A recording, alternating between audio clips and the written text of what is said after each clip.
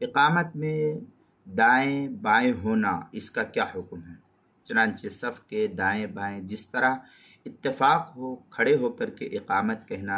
بلا کراہت جائز اور درست ہے، اس میں کوئی کراہت کی بات نہیں ہے۔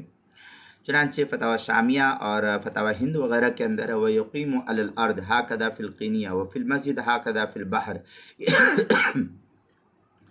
یہ فتاوی ہندیہ کی عبارت ہے، جلد نمبر 1 صفحہ نمبر 56، الباب الثانی فی الاذان، الفصل الثانی فی بیان حکمت الاذان والاقامہ وکیفیتہما، یہ مکتبہ رشیدیہ کوئٹہ بلوچستان کا چھپا ہوا نسخہ، اس کے اندر فتاوی شامی جلد نمبر 1 صفحہ نمبر 389،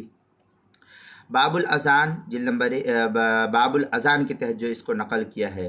اور جلد نمبر 1 صفحہ نمبر 184 پر بھی اس کو نقل کیا جو ایچ ایم سعید کراچی کا چھپا ہوا نسخہ ہے۔ البحر الرائق میں ہے لأن السنة ان يكون الاذان فی المنارہ والاقامہ فی المسجد، البحر الرائق جلد نمبر 1 صفحہ نمبر 261، باب الاذان جو ایچ ایم سعید کراچی پاکستان کا چھپا ہوا نسخہ اس کے اندر۔ اسی طریقے سے نماز کے مسائل کا انسائکلوپیڈیا اس کے جلد نمبر 1 صفحہ نمبر 114 اور 115، حروف تہجی الف عنوان ہے اقامت میں دائیں بائیں ہونا، اس کے تحت جو اس مسئلے کی تفصیل نقل کی گئی ہے۔